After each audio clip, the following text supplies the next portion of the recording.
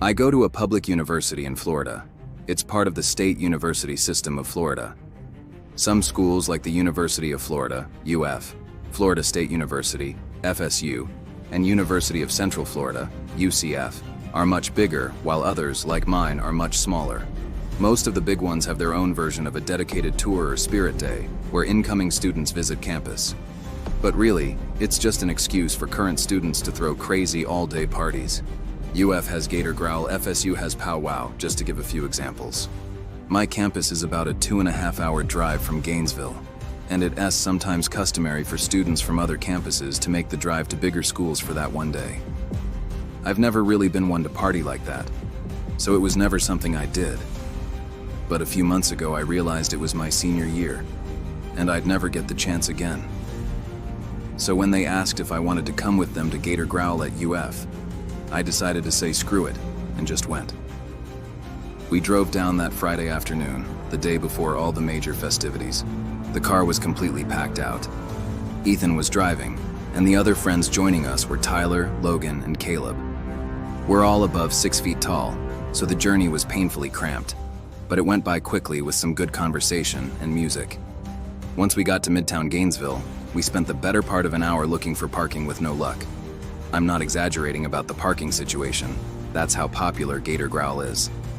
Just as we were about to give up, Ethan activated his charm and convinced a sorority girl to let us park in her designated spot.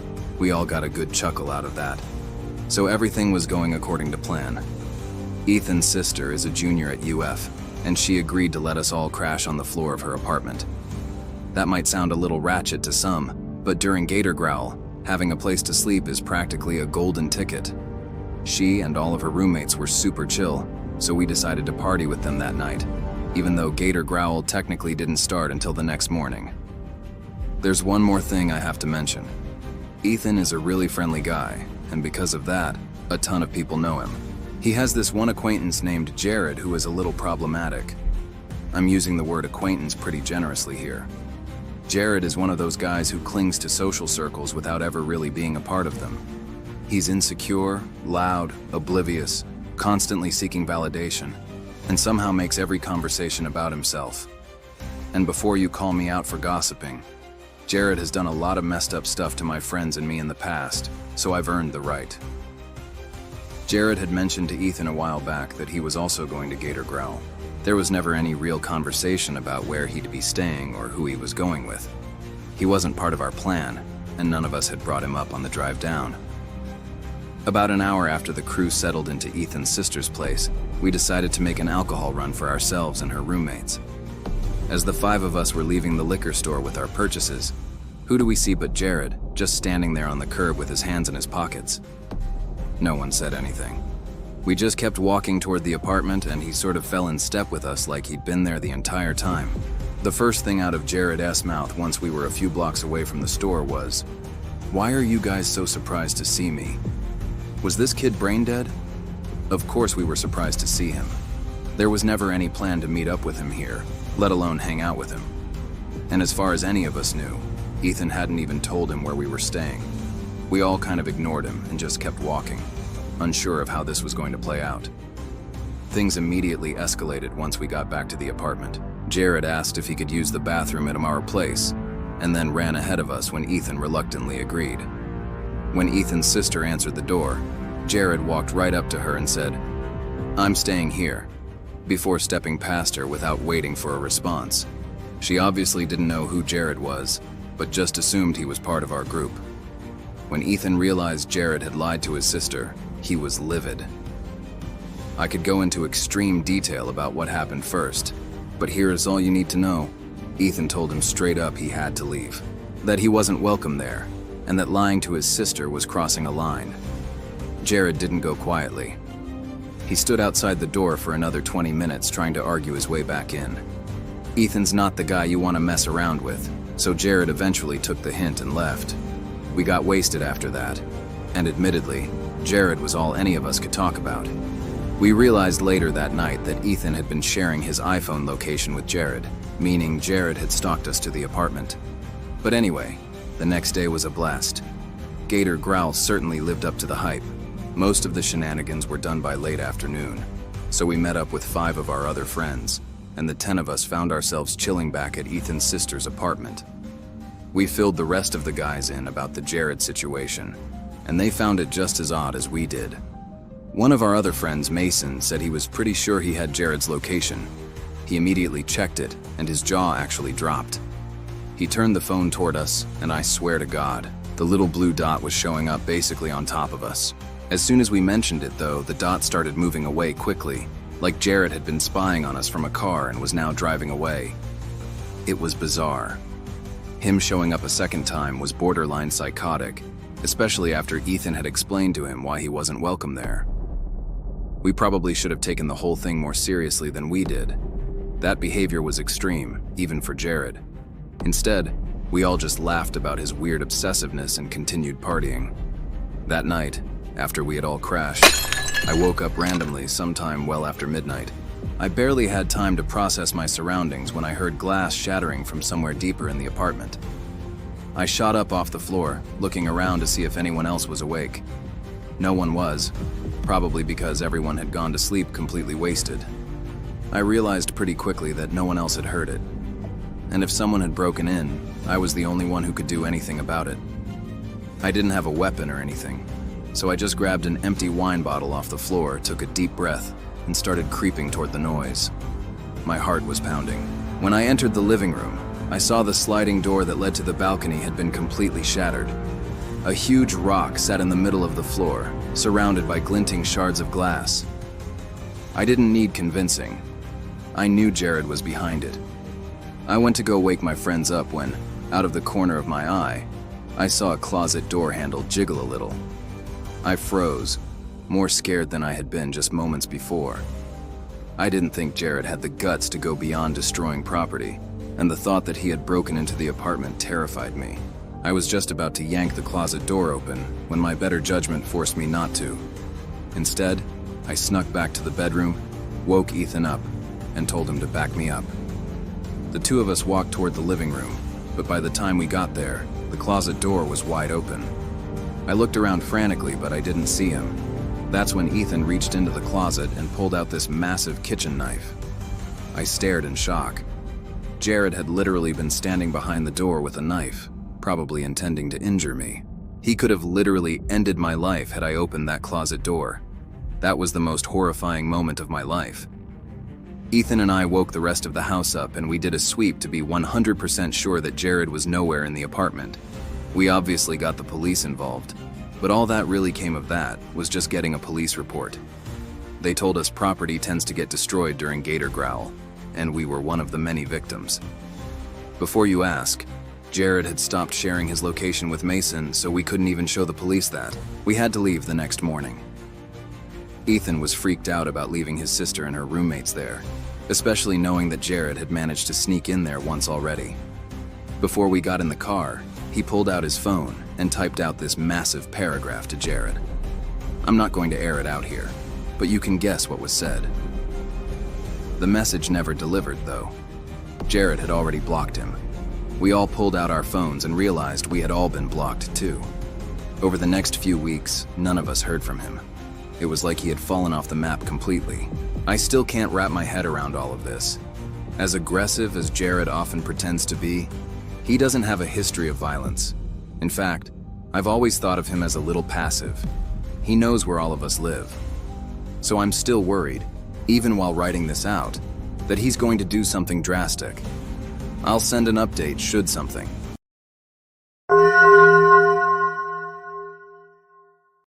My name is Arthur. This happened a long time ago, but I'd say I still remember about 90% of the details vividly. It was late April 1996. I was fresh out of basic training and had just been assigned to an airbase as a communications specialist in San Angelo, Texas. Being stationed in Texas was great for me. I'm originally from Mississippi, and part of why I enlisted was to get as far from home as possible. I was 24 at the time. My closest friends on base were a guy named Seb and a girl named Kay. I've since lost touch with them, but back then the three of us were inseparable. It was a warm weekend in early April when Seb suggested a day road trip to Austin for a change of scenery. Kay and I were also tired of base life monotony, so we agreed. Kay offered to drive, so we packed her SUV and hit the road that afternoon. About an hour into the drive, we were on a mostly empty stretch of highway when Seb spoke up. He asked if we'd seen the car pull off the shoulder right after we passed. I looked back and saw a dark-colored Chevy Tahoe or something similar trailing us at a steady distance. I hadn't seen it pull from the shoulder, but we were on the highway, so it wasn't the weirdest thing. Then Kay changed lanes to test it, and the SUV followed. She did it again a minute later, and again it mirrored her move. I was confused at first, but then the SUV flipped on its lights and everything made sense. We were getting pulled over by an undercover cop. Kay pulled over, and I watched the vehicle stop behind us. I'm a pretty observant person. Processing information quickly is something I was literally trained to do. I immediately realized something was off. The man who stepped out didn't look like any cop I'd seen. He wore all black tactical gear with nothing that said police. The only remotely official thing was a patch on his arm with unreadable text. He didn't behave like a normal officer either. Instead of approaching Kay's window, he stood behind the car, like he was waiting for something. I watched longer and realized he wasn't just standing there. He was studying the car, peering through the rear window to see what we'd depacked, checking Kay's bumper stickers and her plate. Seb and Kay noticed the odd behavior too. Seb rolled down his window and asked if there was a problem. Instead of answering, the man strode up to Kay's window and asked for license and registration. Kay reluctantly handed them over. He returned to his vehicle and didn't come back for a long time. We whispered about how strange it all was, unsure what to do. After what felt like forever, the man exited his car again, and two other men stepped out with him. My heartbeat ticked up, so I did some focused breathing to stay calm. The original man returned to Kay's window and asked if her father was in the army or something. Kay asked what he meant, and he mentioned the US military sticker on her bumper. Kay laughed and said she was the one in the military, then gestured to Seb and me. Them too. The moment Kay said we were all military, I saw a shift. He didn't reply right away, but his body language stiffened.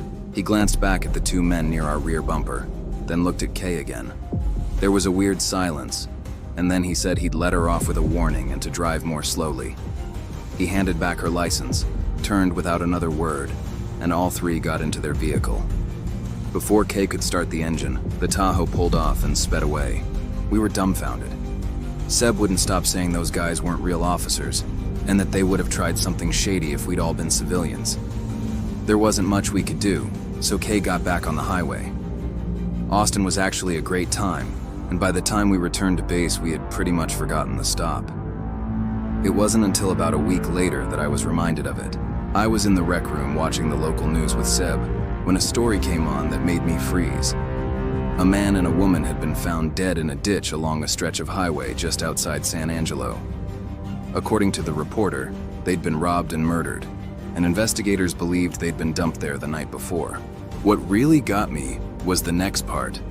The vehicle found abandoned near the scene was a black Tahoe. Police confirmed it had been reported stolen months earlier in another state. Seb and I immediately went to find Kay, and the three of us agreed we had to tell the police what we'd seen. We told them everything, and part of me felt a surge of guilt for not reporting sooner.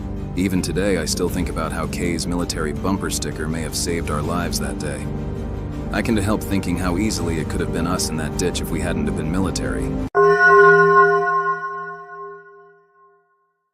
About 10 years ago, I was on a solo road trip from West Paterson, New Jersey to Fort Worth, Texas. I was on my way to see my parents after a long time. I'd moved out of Fort Worth years earlier and hadn't been back much, so the trip felt overdue. Somewhere in the middle of nowhere, maybe Arkansas or the edge of Oklahoma, I can't remember exactly, my car started acting up. I tried to ignore it for a while, but eventually I had to pull over. There wasn't much around. Trees, an open field, and a long empty road behind me. I popped the hood and started poking around, pretending I knew what I was doing. I didn't. I was just killing time, not wanting to admit I was basically helpless. I figured I'd tinker a bit, and once that failed, call 8AA. I didn't actually have 8AA, so I knew they'd charge me an arm and a leg, which ticked me off. A few minutes later, I heard a vehicle pull up behind me. It was a plain white pickup. I noted it didn't have a front plate, or at least I couldn't see one. The driver's door opened and a man stepped out. If I had to guess, mid-30s, maybe older, but worn down in a way that made him seem older. Curly hair, a long, uneven beard that looked untrimmed for years. The kind of guy you can tell works with his hands. Honestly, he looked like an older version of me. Same build, height, hair color, just less groomed. He walked over slowly, giving my car a once-over as he approached. He didn't so much ask if I needed help as assume it. Before I even said anything, he was leaning over the engine like he knew what he was doing. I explained what happened and thanked him for stopping. He said he was a mechanic, and given how quickly he got to work, I didn't question it. I was already thinking how I'd repay him when he said something that surprised me. After a minute or two of fiddling, he stepped back and gave the engine a look that didn't inspire confidence. He muttered that he needed a compression tester. Without it, the car wouldn't start no matter what. Then he glanced at his truck and said his friend, another mechanic, might be able to bring one. I had no idea what that tool even was, but he seemed genuine, so I believed him. I thanked him again, and he pulled out his phone to call his buddy, froze, then pocketed it and said it was dead. He asked to borrow my phone. I didn't think twice, pulled it out and handed it over without hesitation. He took it with one hand and, almost in the same motion, reached into his jacket with the other and pulled out a gun. I instantly knew what was about to happen. He didn't say much, told me to sit on the shoulder and not try anything stupid. His voice didn't shake. He'd clearly done something like this before, or at least thought about it enough to seem practiced. I did what he said. The whole thing felt eerily calm, like we were both going through something normal. He rifled my pockets, took my wallet, grabbed my backpack from the passenger seat, and even had me show him the password to my phone. Then he drove off. Just like that. I had literally just been robbed on the side of the road. I know I'm talking about it calmly now, but trust me, I was livid. I don't think I've ever been angrier. Unfortunately, there's more. I won't get into too much detail, but someone eventually stopped and helped me. After getting my car started, they were kind enough to give me directions all the way to my parents' house so I could do it without a phone. I made it to Fort Worth later that night, and all things considered, the visit with my parents was actually really nice. The next few weeks were a blur of canceling cards, replacing IDs, updating passwords, and recovering what I could. Annoying and time-consuming, but I eventually squared away as much as possible and moved on. Fast forward about 6 months. That's when things hit the fan. I got a letter from a bank I did not recognize thanking me for opening a new line of credit. I figured scam or junk mail. Then another came, from Best Buy, for a card ID supposedly opened and already run up over $1,000 on. The charges were all from a random town in Tennessee. At first I was just confused, and then it hit me. My social security card had likely been in my wallet when I got robbed. Now the guy had everything he needed to become me. The next month was hell. My credit report was a mess. Hard inquiries, new cards, balances I didn't spend. It felt like there was something new every day. If you've dealt with identity theft, you know how hopeless it can feel.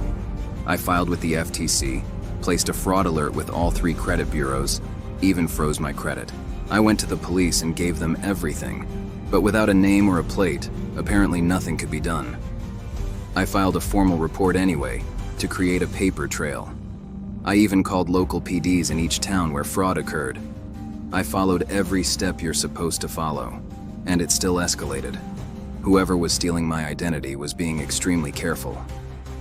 A few weeks later, my health insurer called. Someone had received emergency care under my name at a hospital in Georgia. Not just billing, there were now medical records in my file that didn't belong to me. Stuff that could hurt me if I ever landed in a hospital and couldn't speak for myself. I reported everything again, but that was the last straw. I decided to take matters into my own hands. I overhauled my life and poured every free minute into tracking the perpetrator. I set Google alerts for my name and cities tied to the fraud. I monitored my credit constantly. I combed forums and dug through social media. I tried everything. One night, on a hunch, I started checking Craigslist. I focused on cities tied to the fraud, places where charges originated or mail had come from. After a while, something caught my eye. A listing in Jackson, Tennessee for a bunch of used power tools and misc items. I wasn't sure why it stood out, but the longer I looked, the more familiar it felt. And then it clicked. The items matched purchases on that Best Buy card. I sat there unsure what to do. Eventually, I messaged the seller, said I was interested, and asked if the items were still available. I debated using a tracker link or something clever, but I didn't want to spook him. If it was him and he sensed anyone was onto him, he'd vanish. So I kept it simple. To my surprise, he didn't seem on guard. After a few days of emails, he gave me a time and a public place to meet and told me to bring cash, meeting the next day. I thought about driving to Tennessee myself, but I couldn't. There is no telling what I'd have done if I'd seen that guy a second time. Instead, I called the Jackson PD to see if they remembered my case. They did, and I pleaded with them to help. I gave them everything I had and practically prayed. By some miracle, they said the details lined up well enough to be worthwhile. They'd at least talk to him and see what they could learn. The next day, after a bit of back and forth, I got the guy to tell me he was driving a red pickup. I relayed that to police and waited. After several hours, they called me. What they said nearly put me on my knees.